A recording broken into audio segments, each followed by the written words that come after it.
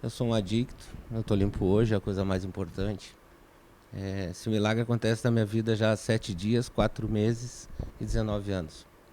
Eu cheguei na Irmandade em 2006, né? E o apoio que a gente tem de outros adictos não tem paralelo. Em recuperação é fundamental que a gente tenha esse suporte, né? Sem ele não tem como.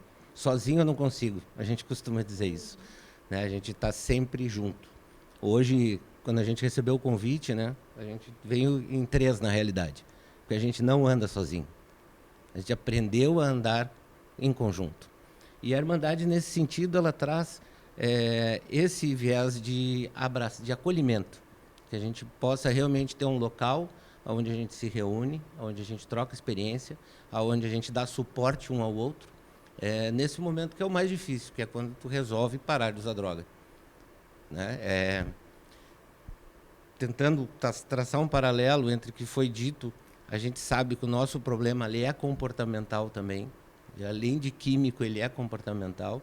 A gente costuma sempre se colocar como adicto e não como dependente químico, né? Nós temos uma doença já reconhecida pela OMS, e para nós ela é incurável e fatal, né? No momento que eu volto ao uso, certamente eu vou encontrar a morte, né? Dentro da Irmandade, a gente costuma dizer que é prisão, instituição ou morte, não necessariamente nesta ordem. Muitos encontram a morte antes de estar numa clínica ou de ser preso. Então, estar em recuperação é buscar um novo comportamento. A nossa mensagem ela é muito clara nesse ponto. Ela diz que qualquer adicto pode parar de usar, perder o desejo e encontrar uma nova maneira de viver. E esta é a busca de quem entra em recuperação, ter uma nova maneira de viver, justamente para poder encontrar nessa nova maneira algo que vale a pena. Saia daquele vício de compensação, de ter prazer, de encontrar na sua vida algo que realmente vale a pena, e não somente as recompensas do uso de droga, né? Eu costumo dizer para as pessoas que eu conheço que se eu soubesse o custo que era ia ser cobrado de mim. Quando eu comecei a usar droga, eu não teria usado, porque é muito caro, sabe? Tu chegar num determinado ponto da vida que tu olha e diz assim, meus sonhos não existem mais. Não tem como fazer os sonhos que eu queria ter. Qual foi o momento de alerta? Foi esse? Teve alguém, teve algum episódio? São vários, Rodrigo, porque no uso de droga, essa busca da compensação, do prazer, eu costumo dizer que quem tem problema com droga são os familiares dos drogados, né? Quem usa droga tem problema com a família, tem problema com o trabalho, tem problema com todo mundo, menos com ele mesmo. Então, existe um bloqueio que as profissionais podem já esclarecer, inclusive a Patrícia já trouxe toda a explicação do que acontece dentro da cabeça da gente, que bloqueia toda e qualquer sensação de que está ruim. Não, quanto pior o adicto está, melhor ele se sente. Então ele precisa de mais droga, ele precisa de mais incentivo, justamente porque é tudo ruim. Quando sai o efeito da droga, está o caos instalado. É a família que não te quer mais perto, é o trabalho que tu já não tem mais, é uma série de situações de uma terra arrasada. Então, iniciar a recuperação, se você não tiver um grupo de apoio ou mesmo um acompanhamento de profissionais da área, é muito difícil de conseguir, mas é possível, né? Eu digo que é possível porque eu sou um exemplo claro. Não só eu, mas como os outros 2 companheiros que estão aqui, que já têm uma longa caminhada dentro de Narcóticos Anônimos.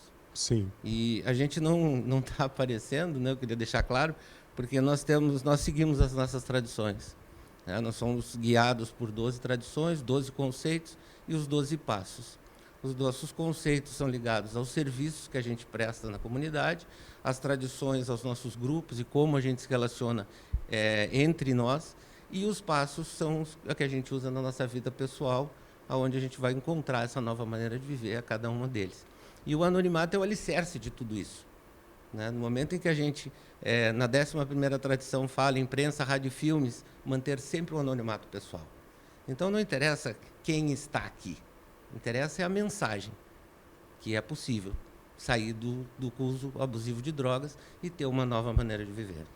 Obrigado pelo teu depoimento. Bom, vai participar de todo o programa aqui com a gente também. Quero que o outro amigo ali possa se apresentar também, de acordo com a tradição, e contar um pouquinho da sua experiência. Oi, eu sou o Paulo, eu sou um adicto. Eu estou limpo no dia de hoje, né? E esse milagre já vem acontecendo há 5 dias, 4 meses e 17 anos. Mas é só por hoje, né? E as falas anteriores me contaram a minha história, né? Tanto psicológica quanto a do Sérgio comentando, né? E comecei muito cedo. Né? Comecei com 7 anos, né? O primeiro... No programa de passos, tu faz um retroceder na tua vida, né?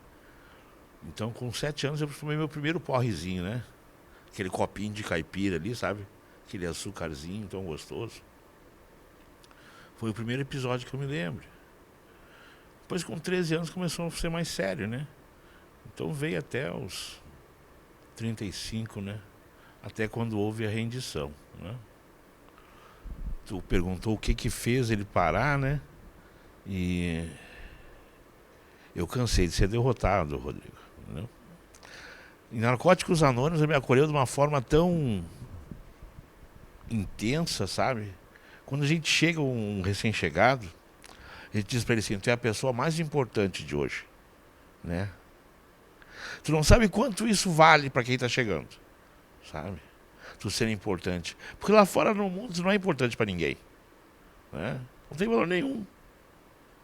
O adicto só tem valor quando ele tem droga ou quando ele tem dinheiro, né? Mas para nós não. Não importa se tu chega sujo, em situação de rua, a gente te abraça, te põe para dentro, te dá um café, uma bolachinha, né? E ali vai se construindo essa relação. E para mim isso foi muito importante, cara. Tanto que eu continuo voltando esses 17 anos, entendeu? Foi depois que eu me rendi a esse programa que tudo começou a dar certo na minha vida, né? Eu cheguei bem derrotado, né? Fisicamente, eu não era tão vistoso assim como eu sou hoje, sabe? Gordinho, bonito, não. Eu era cabeludo, magro, sabe? Derrotado, desacreditado. Ninguém acreditava em mim, né? Hoje eu tenho um nome, né? A zelar. Narcóticos Anônimos me deu esse nome, né? Hoje eu sou respeitado. Oi? Hoje eu sou respeitado, sabe? Depende do lugar que eu vejo, as pessoas dizem: seu Paulo, eu digo, pô, né? Eu sou bem-quisto nos lugares, né? Então isso tudo deve a esse programa. Obrigado pelo depoimento, obrigado por estar com a gente aqui, dando essa aula de humanidade. Eu queria perguntar também para vocês, fiquem à vontade, quem quiser responder, mas por que a recaída ela é parte do processo? Por que não é necessariamente um fracasso? É uma grande questão, né? Pensar sobre a recaída. Talvez uma coisa que nossos colegas do Narcóticos Anônimos possam também nos ajudar, mas o que acontece? É um processo, né? E quando a gente entende que é um processo e que é uma luta contra partes de si mesmo, né? Porque a gente está lutando contra partes de si mesmo, né? A gente tem que enfrentar coisas pessoais muito profundas, né? E também encontrar na gente e na sociedade e no externo ajuda para isso. A gente precisa ter muito claro que não é um processo linear, né? Não é um processo linear, não é um processo ascendente que vai daqui, né, de uma forma tranquila, melhorando, crescendo. É um processo que pode ter vários percalços. E os percalços fazem parte dele. Né? Então, quando a gente pensa, por exemplo, na lógica da redução de danos, né, que é uma política fundamental para o tratamento de pessoas, né, com uso problemático de substância, não é a única forma, mas a redução de danos ela traz a possibilidade da gente acolher nela o que seria todo tipo a redução de reação. Qual seria, né, a redução de danos? A redução de danos é quando a gente olha, né, para a questão do uso problemático de substância, olha para a pessoa e vai acompanhando ela na trajetória que ela tiver, onde a gente pode acolher o caminho que ela seguir, a recaída, né, a redução. A redução de danos ela não impõe necessariamente... É uma política inclusiva, um processo extremamente inclusiva, porque Exato. Muitas pessoas consideram que a abstinência seria vamos dizer assim, o gold standard, né, do tratamento para as coisas funcionarem na vida da pessoa. Só que para chegar nesse padrão, né, isso é uma construção. E se a pessoa não tem acesso, por exemplo, né, como nos narcóticos, nos alcoólicos anônimos, né, um espaço de acolhimento para cada recaída que ela tem, né, ela fica sem esperança. Não volta mais. Não volta mais. Uhum. Então, a questão é o que fazer nesse meio do caminho para a pessoa não desistir de lutar. Eu acho Sim. que é mais ou menos isso. Então, Sérgio, existem Paulo, várias, queria ouvir de vocês né? como é que vocês lidaram. Imagino que tenha ocorrido recaídas. Eu posso dizer para vocês assim que para nós a recaída ela faz parte da doença, não da recuperação. Nós temos companheiros com N recaídas, que tentaram várias vezes, só que eles sempre tiveram para onde voltar. Né? Porque para nós não interessa o quanto a tua vida está destruída. O que interessa para nós é o quanto tu pode fazer por ela. Né? Mesmo que seja 1, 2, 3, 5 vezes, 14, que nem tem companheiros com 15 internações, de 9 meses. Às vezes são internações longas. Dependendo do tipo de droga, você não consegue, com uma internação pequena, fazer com que a pessoa volte a ter, pelo menos, o discernimento de que ela está passando por toda essa mazela. E alguns precisam de longos períodos afastados. A Irmandade, ela tem por base que quanto antes o adicto retornar à sociedade, mais rápido ele consegue fazer a sua recuperação. Só que, claro, muitos não conseguem manter isso. Então, a recaída faz parte da doença. Mas a recuperação ela é possível independente disso. Eu próprio pedi ajuda a primeira vez em 2000. Né? Fiquei um bom tempo sem uso de substância, mas sem uma mudança de comportamento. Eu não conhecia Narcóticos Anônimos na época. Né? Em 2006, quando eu pedi ajuda novamente, que eu fui... a minha esposa encontrou Narcóticos Anônimos, me mandou para lá. É isso mesmo, me mandou para lá. Né? E eu fui na primeira reunião e, graças a Deus, estou até hoje frequentando as reuniões. Né? Então, justamente porque eu entendi que eu tenho uma doença incurável e fatal e a única forma de eu controlar ela é estando em recuperação. E para que isso aconteça, eu preciso estar nas reuniões. Né? Mas não só estar nas reuniões.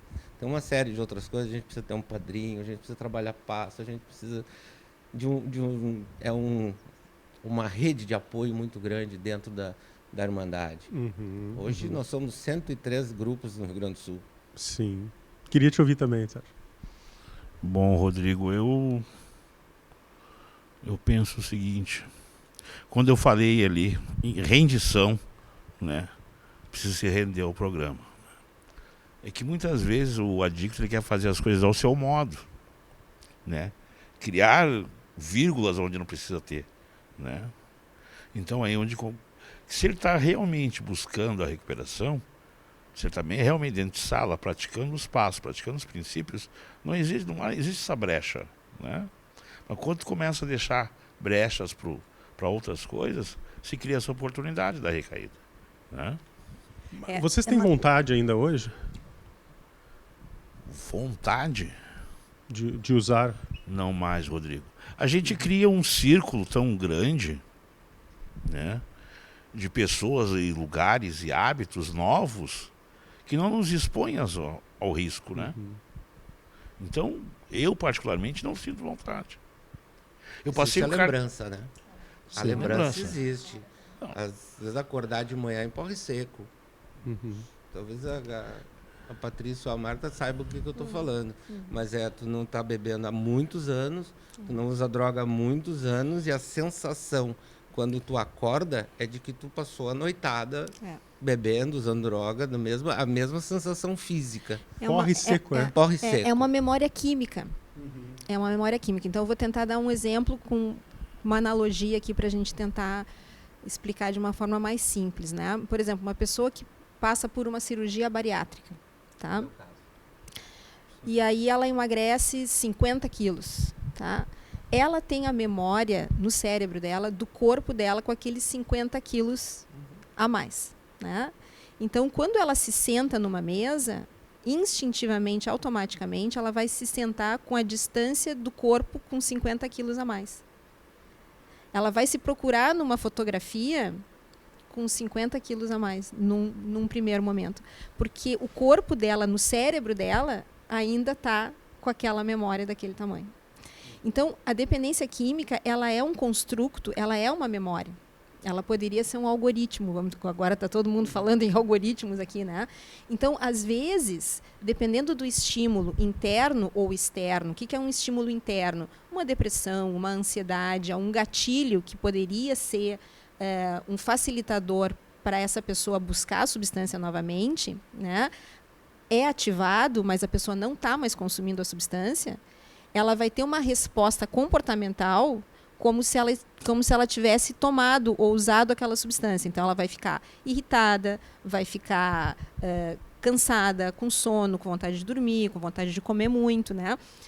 Vai ter uma alteração semelhante ao que ela tinha quando ela, de fato, tomava ou usava aquela substância, né? Então, é uma memória química que a gente fala. Então, mesmo a pessoa não utilizando, ela vai apresentar um comportamento correlacionado àquela época, aquele costume, aquela vivência que ela tinha. Sim. Porque a dependência química, ela tem uma parte, como eles falaram, né, que é comportamental, ela tem um reforço. E a droga acaba reforçando aquilo ali, né? Então, ela aprende a aliviar determinados desconfortos ou situações da vida dela com a substância, muitas vezes, né? Ela tem que desaprender e aprender um novo modo de viver. Sim. Que tu falaste agora, né? Que é novas pessoas, novos hábitos, novos lugares, outras vivências. Então, são memórias novas, memórias da recuperação. E, às vezes, isso preenche tanto a vida da pessoa com arte, com atividade física, com coisas saudáveis, né? Uma mudança no estilo de vida que não combina com nada da época da adição, né?